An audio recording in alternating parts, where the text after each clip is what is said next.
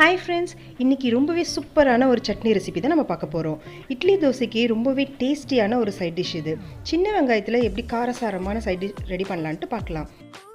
அதுக்கு முன்னாடி first time இந்த சேனலை பார்க்குறவங்க அம்மாடி கிச்சனுக்கு சப்ஸ்கிரைப் பண்ணிக்கோங்க. பக்கத்தில் இருக்க பெல் பட்டனையும் ப்ரெஸ் பண்ணிக்கோங்க.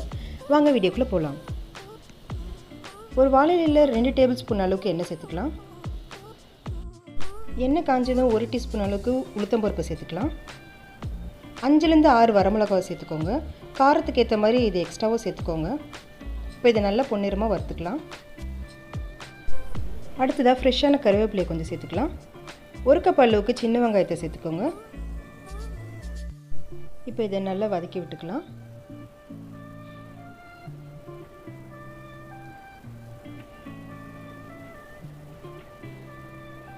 அடுத்ததாக 1/2 கப் அளவுக்கு ஃப்ரெஷ்ஷான தேங்காவை சேர்த்துக்கிறேன்.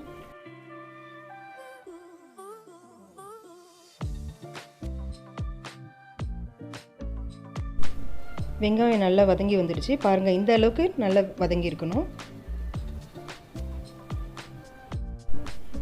அடுத்ததாக 3 டேபிள் ஸ்பூன் அளவுக்கு திக்கான புளி கரைச்சலை சேர்த்துக்கோங்க. இது ஒரு 2 நிமிஷம் அளவுக்கு கொதிக்க வச்சா போதும். 2 நிமிஷம் கழித்து இந்த புளி தண்ணி நல்லா சுண்டி வரும். அப்போ ஸ்டவ் ஆஃப் பண்ணிவிட்டு இது நல்லா ஆற வச்சுக்கலாம்.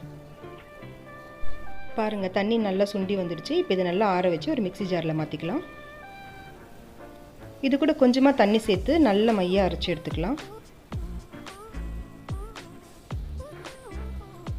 இப்போ இதை தாளிச்சுக்கலாம்.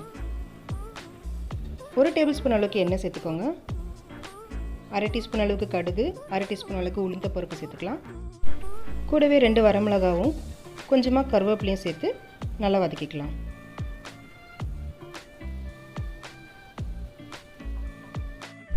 அவ்வளோதாங்க, சூப்பரான கார சட்னி ரெடி ஆகிடுச்சு. இட்லி தோசைக்கு ரொம்ப பர்ஃபெக்டான சைட் டிஷ் இது. கண்டிப்பாக ட்ரை பண்ணி பாருங்கள். இந்த சின்ன வெங்காய கார சட்னி அவ்வளோ டேஸ்ட்டாக இருக்கும். நீங்கள் இந்த சட்னி செஞ்சு பார்த்துட்டு எப்படி இருந்துச்சுன்னு எங்களுக்கு கமெண்ட் செக்ஷனில் சொல்லுங்கள். உங்களுக்கு இந்த வீடியோ பிடிச்சிருந்துச்சுன்னா லைக் பண்ணுங்கள். உங்கள் ஃப்ரெண்ட்ஸ் கூட இந்த வீடியோ ஷேர் பண்ணிக்கோங்க. அம்மாடி கிச்சனுக்கு சப்ஸ்கிரைப் பண்ணுங்கள். கூடவே பக்கத்தில் இருக்க பெல் பட்டனையும் ப்ரெஸ் பண்ணிக்கோங்க. அப்போ தான் நான் நெக்ஸ்ட் போடுற வீடியோ நோட்டிஃபிகேஷன் உங்களுக்கு உடனுக்குடனே வரும். Thank you friends.